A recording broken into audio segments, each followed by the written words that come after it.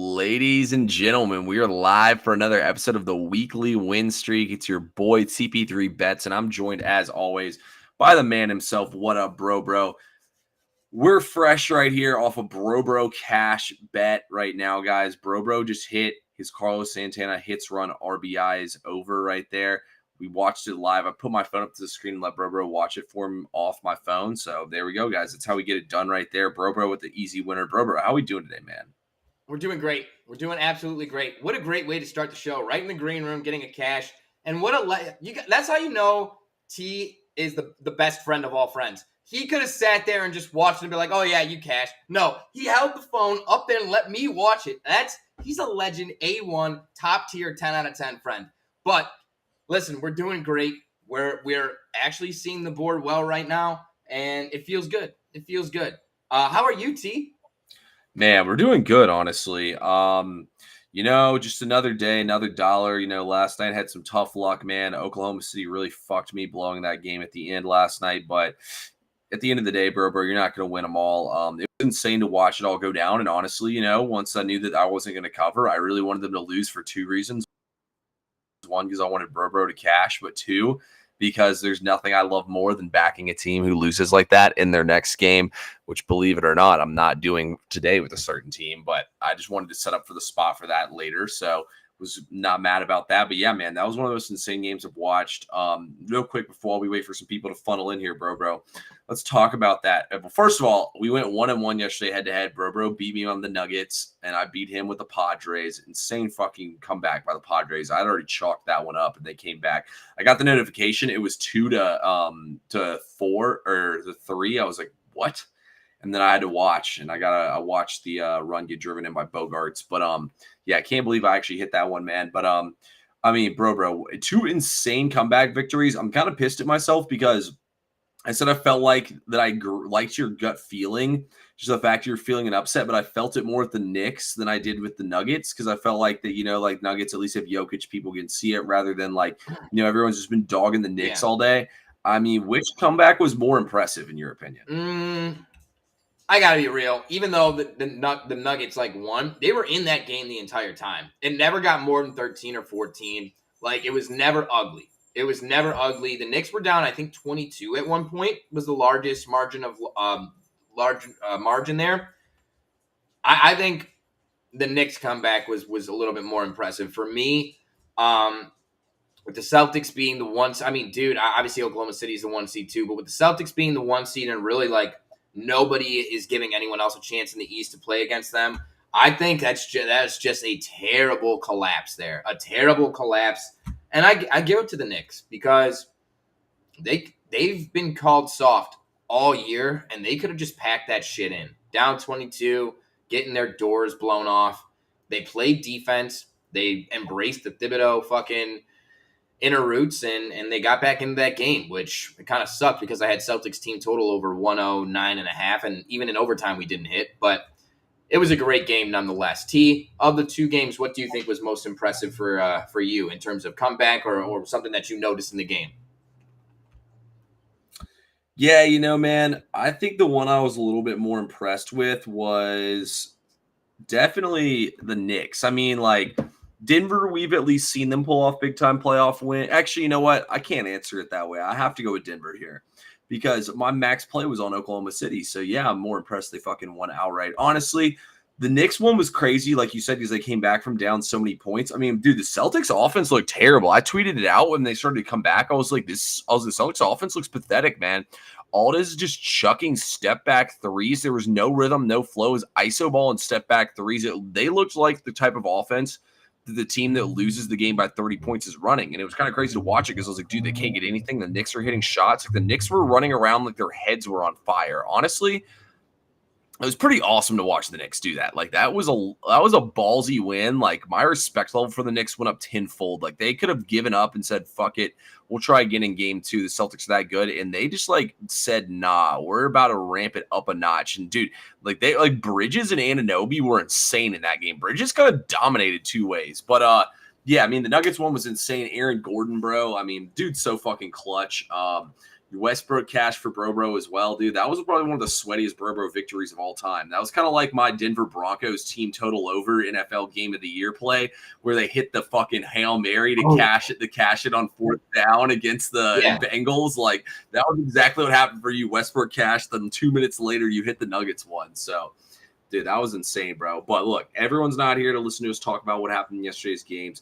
Let's go ahead, get it ramped up here, guys. We got games popping off tonight in the MLB and in the NBA tonight. We got MLB picks for y'all first, as we always do. Bro, what are you rocking with today in the MLB? Yeah, so, we got a huge slate over there on SoBet. Make sure you guys, if you're not following me, you're not subscribed to me on YouTube, you do so. Get followed, get locked into the VIP. But huge slate, 9 total MLB plays with 4 of them live right now.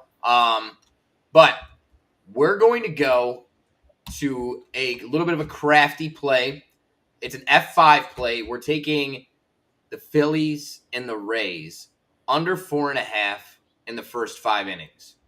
Now,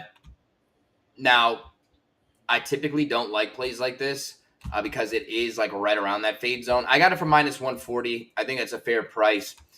But when you look at this in consideration, Zach Wheeler, 5 out of 7 outings, 2 or less earned runs with a 3.48 ERA and a 1.0 whip. Drew Rasmussen, 4 of 6 outings, under 2 earned runs, a 1.74 ERA at home and a 0.98 whip. They're 2 really good pitchers that don't walk a lot of players. They don't put a lot of people on base. I don't expect to see a lot of runs scored. And we also see positive correlation with the line movement. This line opened up at 8.5. Now is at 8, and my under 8 is minus 118. So it's close to getting steamed to 7.5. So I think under 4.5 for the first 5 innings, which is more or less half of the game, is great value. That being said, we're going to take that play. Phillies, Rays, first 5 under 4.5.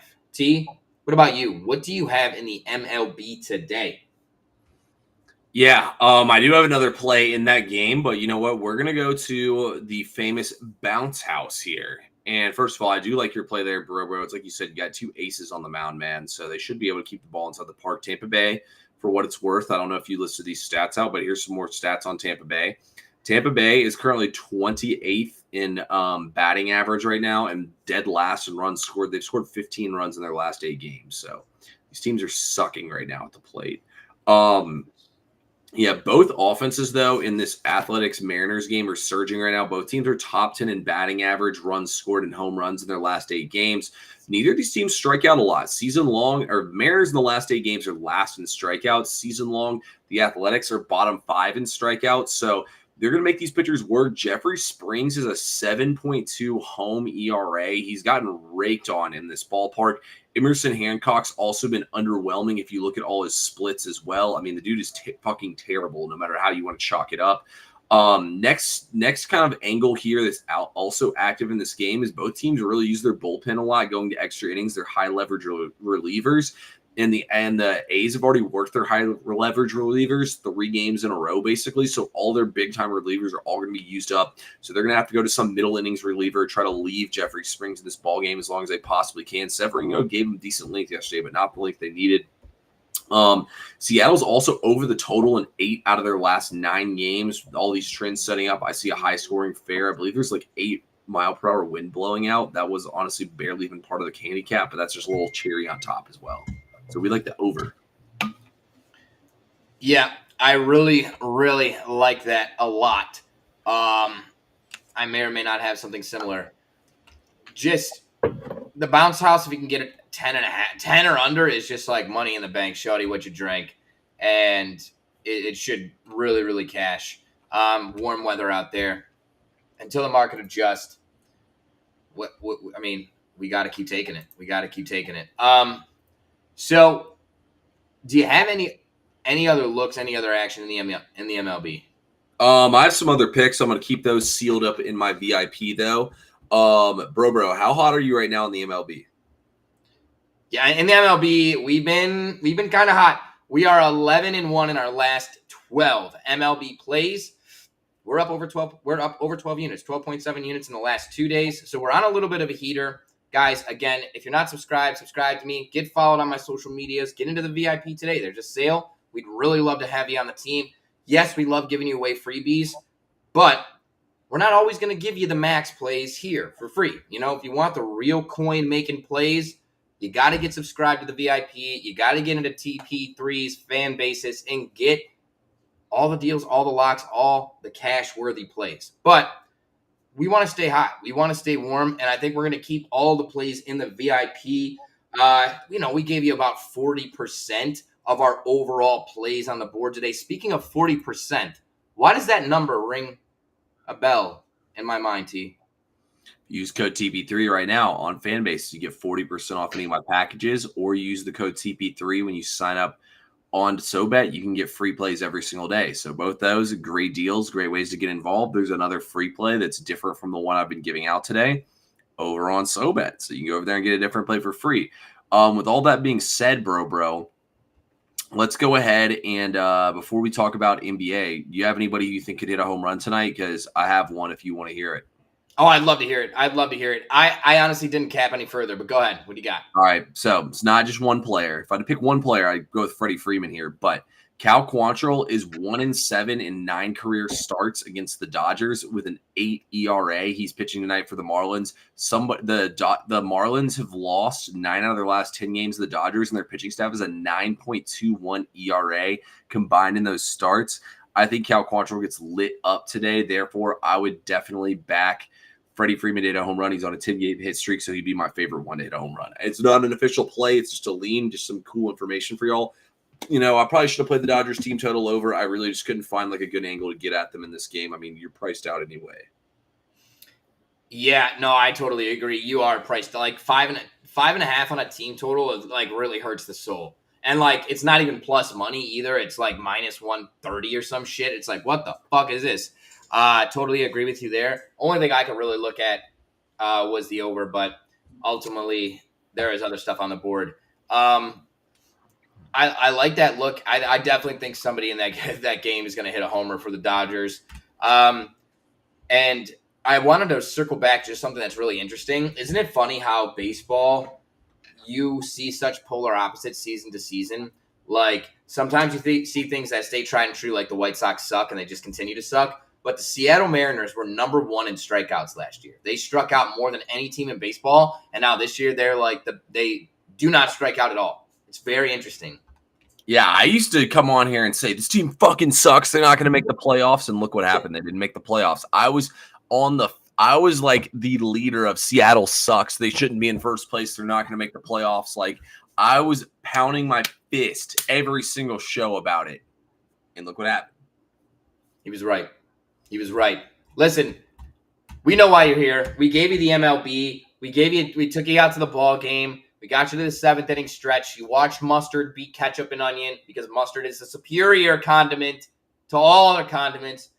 And now we get to the NBA, where my Cleveland Cavaliers try to avoid going down 0-2 at home against the Indiana Pacers. T, the NBA savant, do you have anything for the people in this game?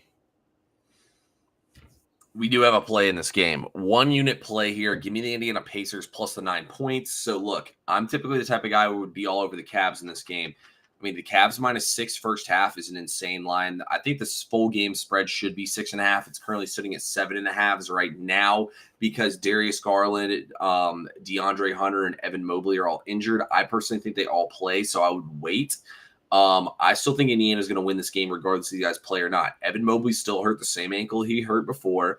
DeAndre Hunter hurt his thumb, and he was completely ineffective last game. And Darius Garland hasn't been playing for a reason. You look at this Pacers team, man. I think this team got the playoff experience they needed last year, getting knocked out by the Celtics. And then the Celtics team was just like this Cavs team, where they were a historical team. Like, they shot insane levels from 3. This year, they haven't been as good as they were last year, but still a damn good team. And I mean, look, I think Cleveland's a great team. I just don't think they're 9 points better than this team. I think this line is downright disrespectful. I think Vegas is over factoring in what these lines should be compared to the last game. Like, I mean, typically if you look at like the historical data, these teams have been bouncing back. Like, it feels like this line should be 6.5, and it feels like Vegas is really trying to not let these zigzag spots continue hitting, because the NBA playoffs used to be all about the zigzag. One team wins, you bet on the opposite team, and so on and so forth and whatnot.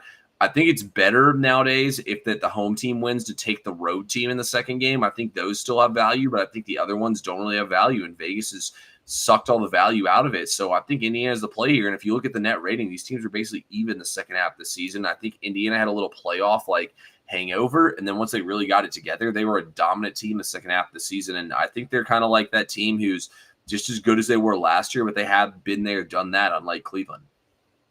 Yeah, you know what? And I got all Cleveland shit on, so this comes literally from the heart. I like to play. There is a reason you don't see Bro anywhere, not on VIP, not anywhere, saying Cavs -9, Cavs anything today. Do I think they win? Yes. I think on the money line, you're safe. Like, if you wanted to do Dodgers-Cavs money line, I almost did that. It's like -160. I don't hate that. It's the squarest shit ever, but fuck, it's free money. I will say this though.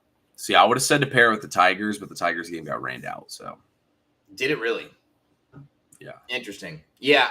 I don't hate that either. But I know a lot of people were on the Tigers, but I would have been. Yeah, we talked about this earlier. T. We both were kind of chomping at the bit to see what this line was going to be. And we were both eager to back the Cavs in a bounce back spot, and it's just not there. I thought 6.5, 7.5, okay, maybe fully healthy. To see -9 on the board, not knowing who's playing, not playing, it's just too much. It's too much. What I will say is this: I have a play in this game, and I've made brash predictions. Yesterday I told you Denver money line. Today I'm telling you Donovan Mitchell, 40+ points. Donovan Mitchell, 40+ points. The official play is 29.5, over 29.5. But I'm telling you he's going to score 40. He's going to score 40, okay? Donovan Mitchell and 30-point performances are synonymous. They're synonymous. He's got 31 playoff, 30+ point performances in 52 playoff games. That's 58.6-something%. That's insane. It's an insane stat. When I read it, I had to go back and check manually to see that it was true, and sure as shit, it is. And this situation, and T says he thinks everyone's going to play. I don't. I think only one of these three players that are questionable right now will play, and I think that's actually Darius Garland. I think Garland plays. I think Evan Mobley's out. I think Hunter is out. And if that happens, or if all three of them are out, it brings me back to when Donovan Mitchell was on the Jazz in 2019-2020 season. And in the playoffs, in the only series that they made, obviously they only played one series, he got eliminated, he had 2 50-point performances, a 40-point performance, a 30-point performance, and 25. He scored 25 in the last game that they lost when they got eliminated. So, eliminated in 5. I'm telling you, he can go off for as many points as he wants. He went 1 for 11 from the fucking three-point line last game. And he scored 30. I thought he scored 34 points. It's 33. He had 33 last game. 33 points, 1 from 11 from the fucking free throw line, or three-point line. It's just not. He's going to score more than 30 points. T, what say you about that? And then, any player props you like in the game? Any other angles you like in the game before we move to the nightcap? Yeah, I actually have a parlay for y'all. Usually it's bro. Oh shit! So I have 2 parlays for y'all. And we bet them on Underdog Fantasy. Use my code CP3Football to tail this with me. You're not going to get these good of odds anywhere else than on Underdog Fantasy. I'm telling y'all. So first one, they have a discount sale. You can choose any player you want. I chose Donovan Mitchell because I like Bro's cap so much on him. Donovan Mitchell over 20.5 points tonight you get 20.5 instead of 29.5. Then Tyrese Halliburton lower than 22.5 points. Bro already laid out why Mitchell's going to go off. Halliburton, guys, on the road only averages 16.7 points per game as opposed to 20.4 when he's at home. He shoots 50% from the field at home, 43% on the road. He shoots 41-point-something% from 3 when he's at home as opposed to 34-point-something when he's on the road. It's literally like a pitcher, bro, who can only pitch in their home ballpark. That's what Tyrese Halliburton is. He's probably going to get assists and rebounds, and he's probably going to score 18 or 19 points tonight. He ain't scoring 24 points tonight. Give me his under alt right there, and that comes out to -110 odds. That's literally a -110 right there. That's great. So yeah, so that's one.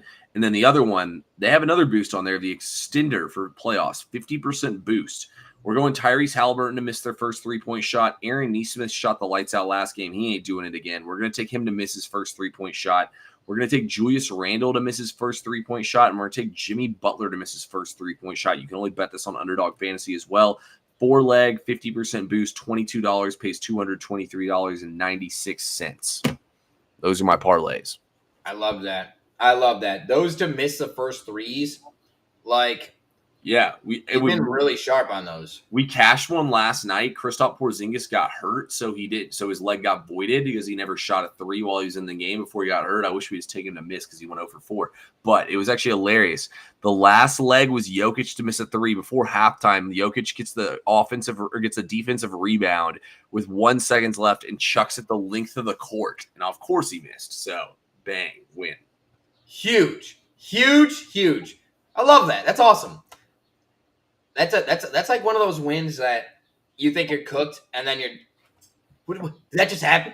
No, I thought we were gonna hit it, and then when I saw him get the rebound, I was like, "Oh, here it is! It's hilarious." That was a great way to win. But yeah, so we hit both the parlays last night. The other one was it was Josh Hart over points, rebounds, and assists. Bro was on that play as well. And then we took Derek White over 19.5 points and rebounds. So that one hit as well. So we've been hot on these plays, guys. So like I said, use code TP3Football. Download it now. And if you do that, please shoot me a DM, and I'll give you a free month of VIP if you sign up to Underdog Fantasy and place a bet with me tonight.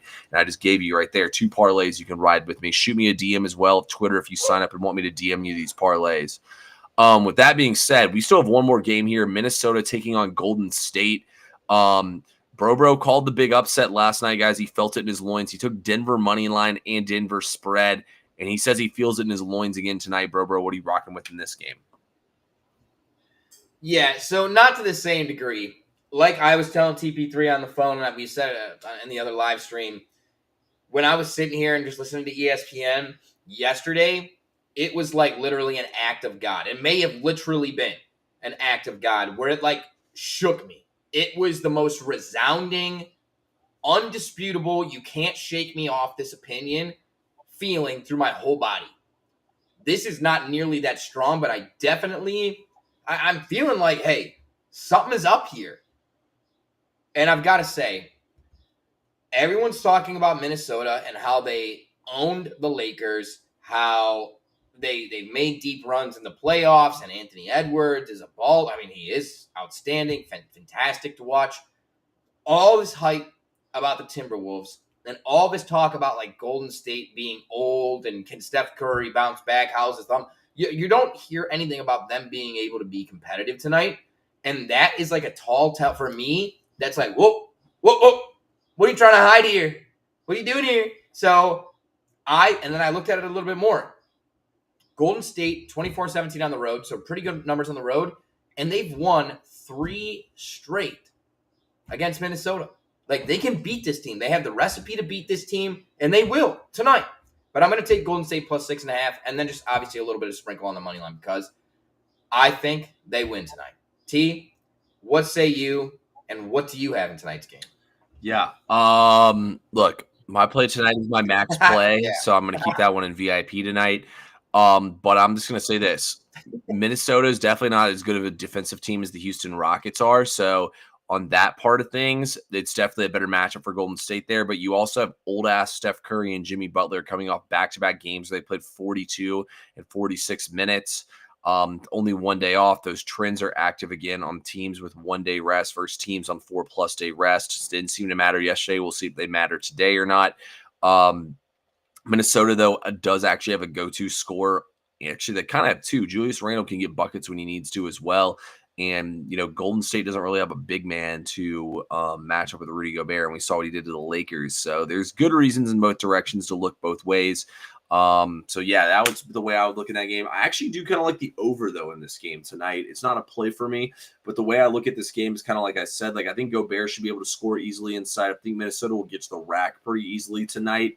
And ultimately, I think Golden State will be happy to have an easier time scoring the basketball. 210.5 is a pretty low total here. And Full Court Sweep said it like overs have been like 70% the last couple rounds in the NBA playoffs here. So think it's a great spot, man, to push some pace here and take the over in this game. I'm not going to take it, but it was a pick I was close on.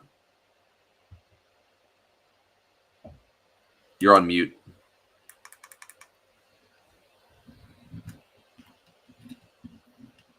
There you go. Am I? Yeah, you're Am good, I now. My ring light went out, but we're back. That was wild. I'm not sure how I got muted, but yeah, that was crazy.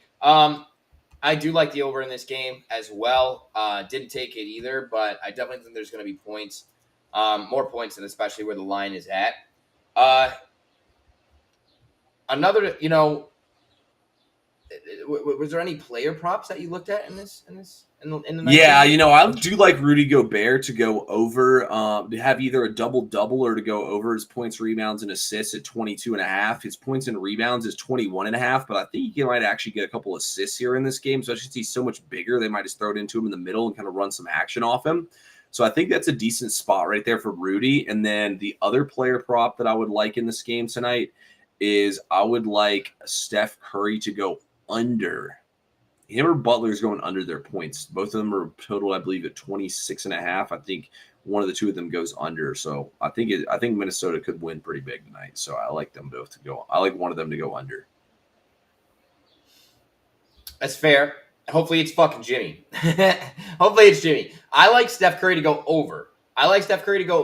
He's actually dominated the Timberwolves in previous performances. If I get the splits pulled up, we have... Oh, dear Lord. Here we go. Well, it's not pulling up. Anyways, he's cooked the Timberwolves. Absolutely cooked them. Here we go. 5 of 6. 5 of his 6 games. Last 6 games against the Timberwolves. Not only has he gone over 27.5 points, he's gone over 30. He had a 38-point performance against them in the last 6 games, in the last 6 head-to-heads. And I like that he showed that he could still go out there and get 35. He got 36 against Houston in Game 3. Also, he scored a lot in Game 1 when Golden State traveled to Houston and took Game 1 of the series, which, if anybody was listening, I project that they're going to do again today. They're going to steal Game 1 of the series. And I think the only way that happens is if Steph Curry goes off. He's had a little bit more time to rehab that hand. And also, kind of like a side note, I love that he didn't really play well in that series, except for one game, and the fourth quarter. He found something, and hopefully he's able to harness that mentally and see it as a shooter, as a hooper, feel it. It's there, but we still get a good value because he didn't play that well. So I like Steph Curry to go over his points. Okay, so Brobo likes him to go over. I liked him under, but you're not wrong about that. Actually, you did. Maybe even 4.5 over 4.5 threes might be just the better look. Yo, yeah, dude, he's gonna trigger. That's only 15 points. People freak out about that. I'm like, listen, he shoots threes. That's only 15 points. Dude, the guy's gonna shoot like 15, 14 3-pointers. He's probably gonna hit 4 or 5 of them. Yes, 100% yes. Yeah, exactly. All right, guys, we're going 28.5 minutes strong here. It's time to get up out of here, get some food in our bellies, and sit back and watch some great basketball. Bro, any big plans for tonight, or are you just kicking back watching at the crib? Bro, I am so indecisive. Literally, as we're doing this show, I can't decide if I want to make a 20-minute drive to my hometown of Chesterland. There's this really great taco place that has dollar tacos on takeout. But you have to buy more than 10. You have to buy 10 tacos at least. So I just get 10 tacos and then chips and queso, and I just fucking shove my face off a blunt. But it's like this. It's a big commitment. It's a 20-minute drive there, 20-minute drive back. We got a game on in an hour and a half. There's a lot of stuff that I need to shove in a small amount of time. What do you think I should do, T? Do I stick it at home and just eat something here, or do I go big and go Taco Tuesday? I think you got to eat 10 tacos. I want 10 tacos. Fuck.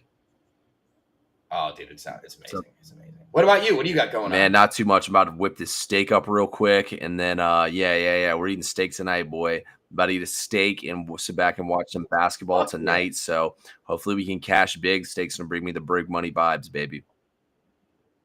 We love it. T, your preferred cut of steak. Is it a filet? Ribeye. Fuck yes. That's the guy. If you say anything other than a ribeye, you're either a female, which is okay because you like a filet mignon, or you don't know steaks. Yeah, I guarantee you Saints fans' favorite cut of steak is flink steak, so fucking bums.